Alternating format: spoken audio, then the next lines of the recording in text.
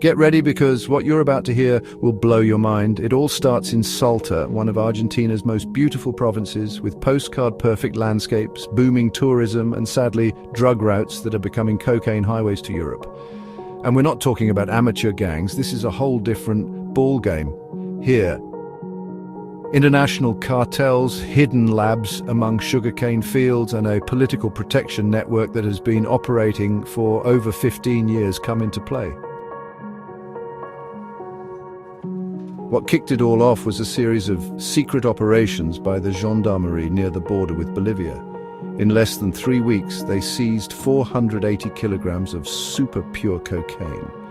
But what really caught their eye wasn't how much there was, but where it was going: Marseille, France.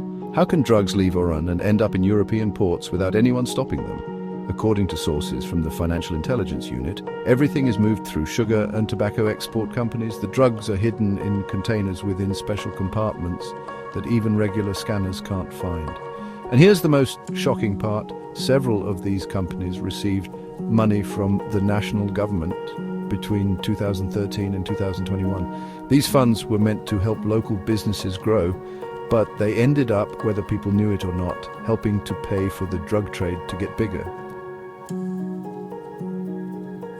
But this is just the beginning. One of the leaders arrested a week ago is Carlos Puma Leguizamon, a former councilman from Tartagal who, in recent years, became an agro-export businessman. At just 38 years old, he managed a fleet of trucks, a model farm, and even sponsored the local football team. His cover, reforestation projects and organic produce trade. His real business, according to the court case, he coordinated drug shipments by land to Rosario, and from there, via Paraguay, they would leave in small planes for Africa and Europe. Want to know how they caught him? Listen to this. A WhatsApp mistake. A voice message he sent to the wrong contact where he openly talked about moving the goods before the weather changed. That audio reached an undercover agent who had been tracking an organization linked to the Sinaloa cartel, and that's when everything came out.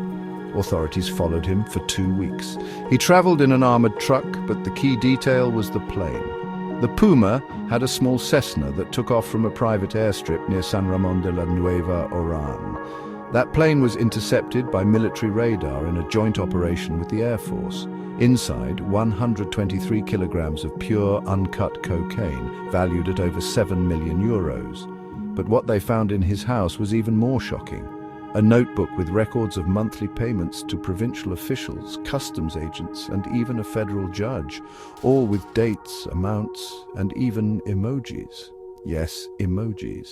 Next to the names, he put a smiling face if the payment was made. A bombshell.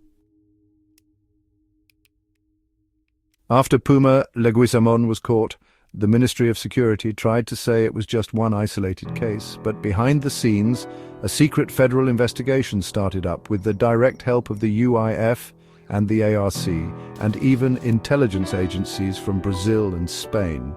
The goal was to break up what they're now calling the Northern Triple Frontier. This is a triangle that connects Oran Bermejo in Bolivia and Pedro Juan Caballero in Paraguay, where weapons, money, and tons of drugs cross. It's like a black hole of lawlessness, corruption, and violence that has already taken over 200 lives in the last 5 years. And now, with Puma's capture, it's all out in the open. The information that made the prosecutors shake came from an unexpected source, a real estate agent in Salta capital. This woman, who had been working with local business owners for years, came forward voluntarily to the authorities with a USB drive. What was on it were dozens of fake rental contracts, phony deeds, and buying and selling activities that had nothing to do with the official market. They were laundering money through ghost properties. But not only that, several of the properties are registered under social cooperatives linked to protest movements.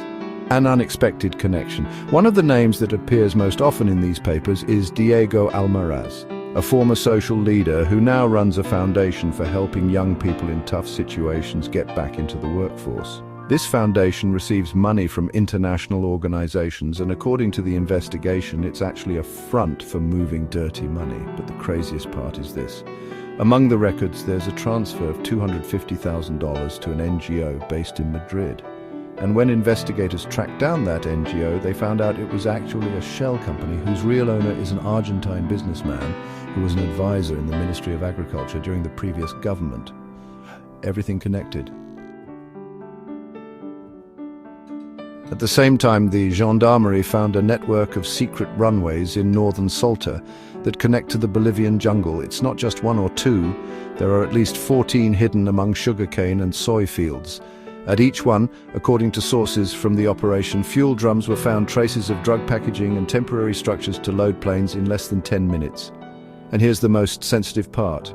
These runways are on land registered to a company called Agroandina SA, and who is listed as the legal representative, a former national congressman who now holds a position in one of the agricultural chambers. When asked about it, his answer was short. I rent those lands, I don't control what happens there. But the prosecutors don't believe him at all. All of this was given in a secret report to the Ministry of Security just a few days ago. The official response, complete silence. No statements, no public complaints, just a desperate request to prevent leaks to the press, but it's already too late. What's being uncovered in Salta is a drug politics scheme with national connections. A ticking time bomb that, if it explodes, could bring down mayors, business owners, congressmen, and even ministers. And meanwhile, El Puma from prison has offered to work with the justice system in exchange for a lighter sentence. And what he has to say could shake up the Casa Rosada. The question everyone is asking now is, who is really behind this network? Who is pulling the strings from the shadows beyond the local politicians and small-time drug dealers? The answer came from Colombia. You heard that right. The DEA sent a secret report to the Argentine government with a clear warning. The network working in northern Argentina is not only connected to the Sinaloa cartel, but also to a part of the Gulf Clan, Colombia's most violent drug group. What are they doing here? They use Argentina as a safe base to send drugs to Europe. Less risk, less violence, more money. And here's where a key person comes in. Julio Arrieta, also known as the Accountant. He's a guy with no criminal record, keeps a low profile, but has millions of dollars in properties. According to the investigation, he's the money brains of the operation. Now, you won't see him in poor neighborhoods or drug dens, but in co-working offices in fancy areas like Puerto Madero and Recoleta. He has a cryptocurrency company registered in Estonia, another in Panama, and an agricultural consulting firm in Rosario. With these, he cleans the money that comes in from the north. Someone who turned himself in told the court that the accountant meets with investors, promises impossible returns, and puts drug money into investment portfolios. That's how he cleans the money and makes it legal. And the most amazing thing is that some of his clients don't even know they're laundering money. They are real business people, either tricked or just not caring. But Arrieta's real power comes from his network of protection. According to court sources, he has connections with federal judges, political figures, and even a retired intelligence chief. In the leaked recordings, you can hear him talk about getting rid of annoying prosecutors, and that's not just a saying. Prosecutor Luis Bendrell, who is leading the case, received threats at his home. They left him a handwritten note that said, "You don't know who you're messing with. This isn't Rosario." And 2 days later, they followed him on a motorcycle to his home in Salta capital. His security was tripled, but the fear is real. The Ministry of Justice ordered them to proceed with caution. "We can't have another Nisman case," said a source close to the president. But the truth is that the case is at a crossroads. If Bendrell keeps going, he could uncover the biggest drug operation in the country's recent history. If they stop him, everything will be covered up and go unpunished. And meanwhile, in Rosario, graffiti started appearing with Arrieta's name. "Don't touch the accountant," they say. It's a message for those who know him and for those who are investigating. This guy is no longer just a money launderer. He's a symbol of what happens when drug dealing becomes a big business, puts on a suit, and enters the system. The most chilling thing is this. According to immigration records, Arrieta traveled 19 times in the last 2 years. To the United Arab Emirates, Switzerland, Panama, and the Dominican Republic, always for less than 72 hours. What does he do? Who does he meet with? Where does the money go?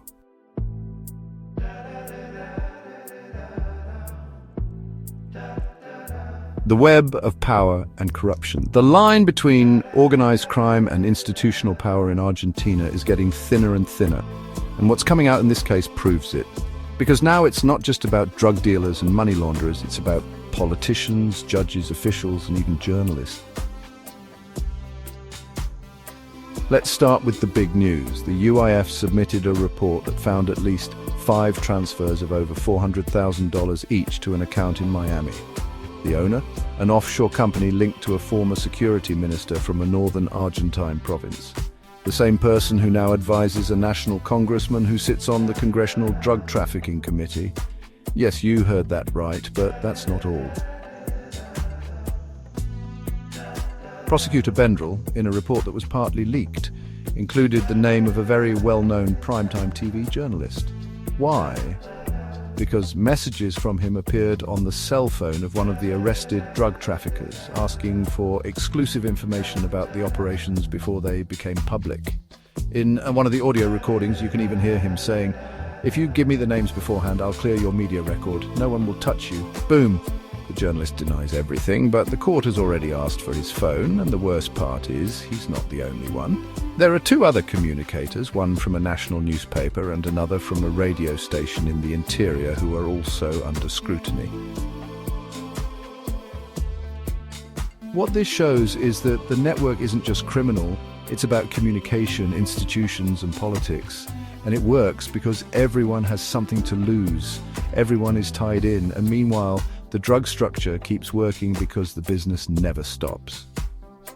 According to data from the CONICET Drug Trafficking Observatory, every kilo of cocaine that leaves northern Argentina multiplies by 15 when it reaches Europe.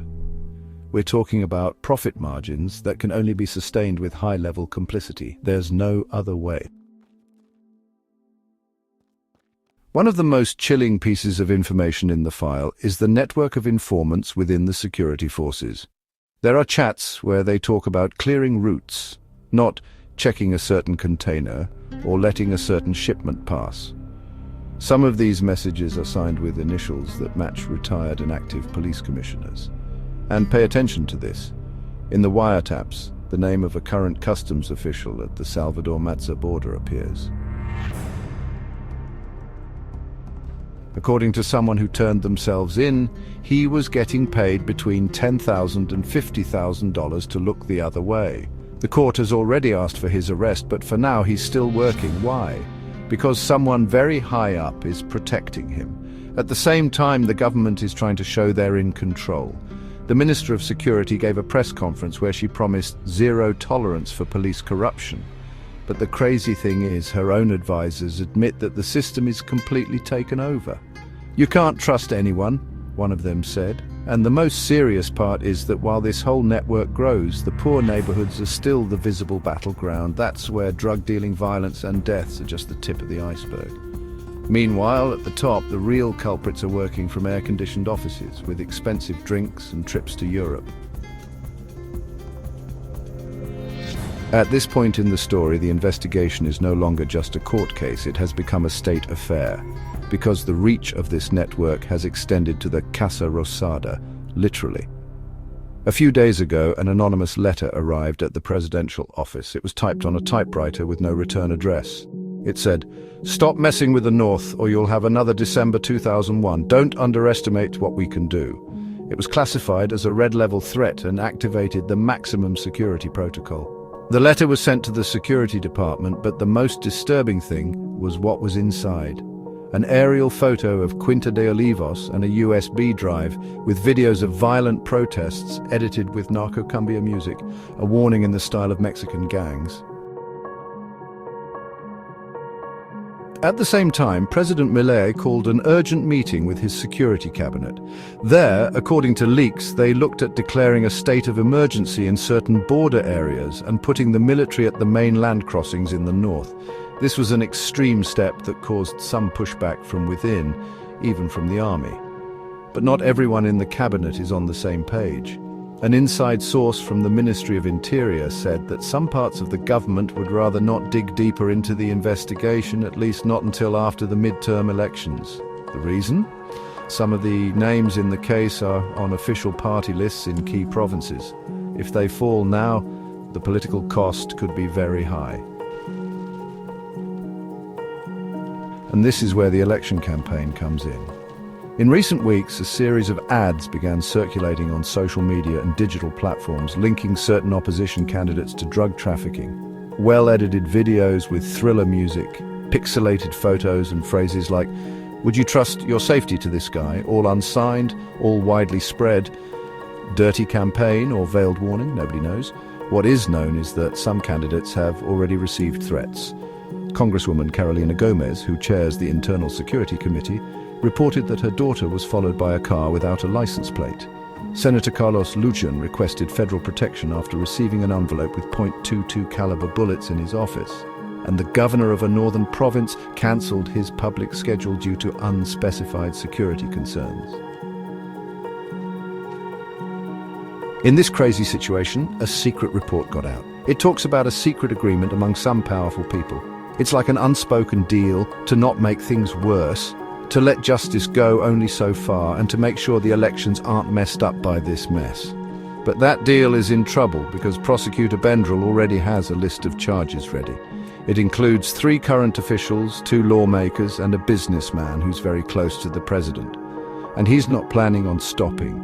People in the legal world say the case could blow up at any moment.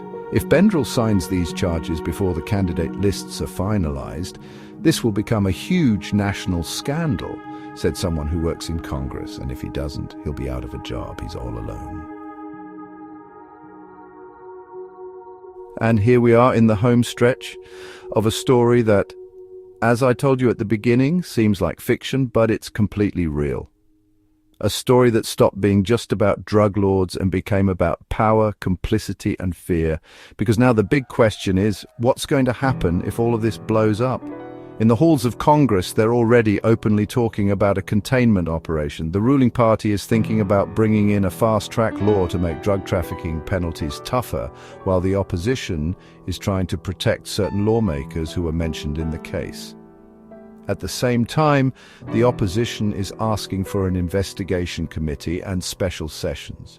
But nobody wants to be the first to name names. At the Casa Rosada, the mood is super tense.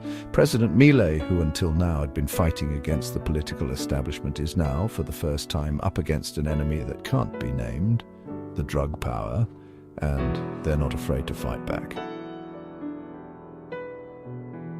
This week, a body turned up in the Bermejo River. It was a retired police officer who had helped the justice system as an informant in the Puma Luisaman case. They found him with his hands tied and a message on his chest, "You talk too much." The prosecutor's office didn't say it officially, but in the hallways they're already calling him the first martyr of the northern drug war. The consequences are already being felt. In Rosario, 4 drug dens were set on fire in one night. In Salta, the gendarmerie reinforced its border posts. And in Buenos Aires, the Ministry of Security set up a special monitoring center to track the movements of the Clan del Golfo in Argentine territory. But the problem goes deeper, because this network doesn't depend on one boss or one specific organization. It's a system, a structure that feeds on silence, complicity, and impunity, and that changes, adapts, and infiltrates. And now that the evidence is on the table, the country is at a crossroads. Either we confront this network head-on, no matter who is involved, or we resign ourselves to living in a country where drug traffickers buy judges, fund campaigns, and decide who lives and who doesn't. Justice has a historic chance, but also a huge risk. If Prosecutor Bendrell moves forward and the judges support him, we could be at the beginning of the end of a mafia group that's been around for decades. But if they stop him, if they remove him, if they silence him, the message will be clear: the drug lords won. And in that case, no operation, no speech, no video like this one will be enough. People are watching, and they won't be fooled by just anything. In the coming months, we'll have big news. We're going to keep telling you what others prefer to hide. If you made it this far, leave your thoughts in the comments. Are we facing a real fight against drug trafficking, or is it just another war that will end in shady deals and agreements? Like it, share it with everyone who still thinks drug trafficking is only in the poor neighborhoods and not in the offices of power. Until the next amazing story,